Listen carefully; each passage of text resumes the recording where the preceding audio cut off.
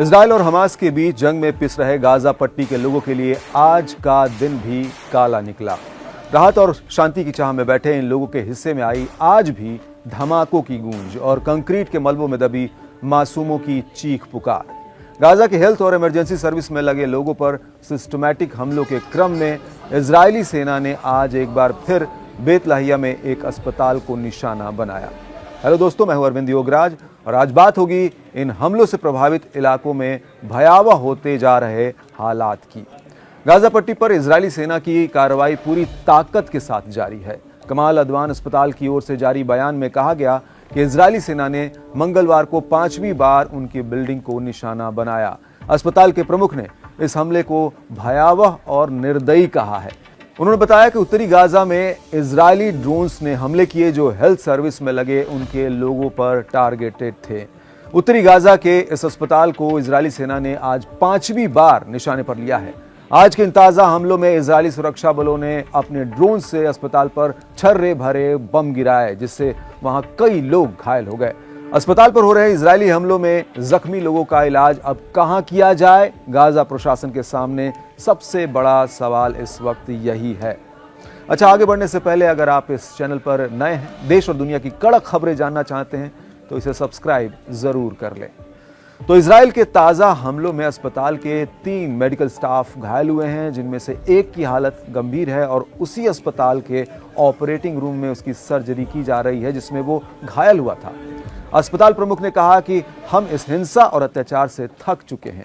Israeli शासन systematic तरीके से अस्पताल को निशाना बना रहा है। इससे हालात बेहद खतरनाक बने हुए हैं। इजरायली सेना के ताजा हमलों को जानकार उत्तरी गाजा का जातीय सफाया बता रहे हैं। गाजा में नागरिक सुरक्षा के प्रवक्ता ने कहा कि इजरायली सेना का अस्पतालों पर बम गिराना बेतलाहिया और दूसरे प्रभावित इलाकों में भयावह होते हालात की ओर इशारा करते हैं। उनके अनुसार इजराइल गाजा पट्टी के उन्हीं इलाकों के लोगों पर हमले कर रहा है जो पहले ही करीब 2 महीने से पर्याप्त भोजन और पीने के पानी की भीषण कमी से जूझ रहे हैं।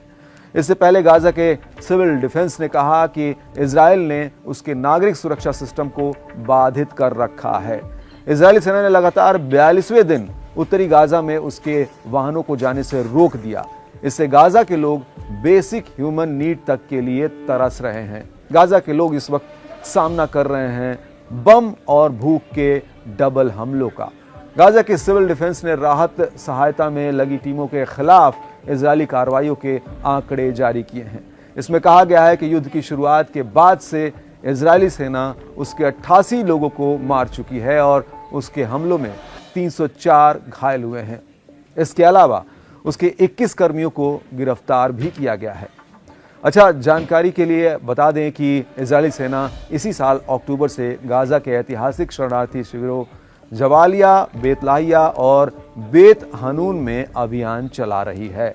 इजरायली सेना ने इस छोटे से इलाके के दक्षिणी हिस्से में नए एग्जिट ऑर्डर यानी निकासी आदेश जारी किए हैं। उधर हमास ने इजराइल की सेना पर आरोप लगाया है कि वो इलाके को जबरन खाली कराने के लिए लोगों पर बमबारी कर गाजा के उत्तरी किनारे से एक बफर जोन बनाने की कोशिश कर रही है।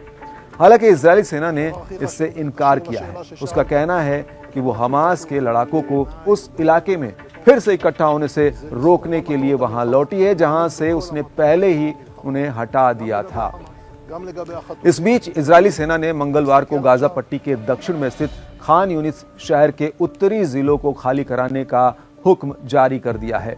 सेना ने एक्स पर एक बयान में कहा कि अपनी सुरक्षा के लिए आपको तुरंत क्षेत्र खाली कर मानवीय इलाकों में चले जाना चाहिए। वहीं हमास पर इजरायली बंधकों को रिहा किए जाने का दबाव बढ़ गया है। अमेरिका में राष्ट्रपति पद का चुनाव जीत चुके डोनाल्ड ट्रंप ने एक्स पर जो लिखा उससे इलाके में तनाव बढ़ गया है।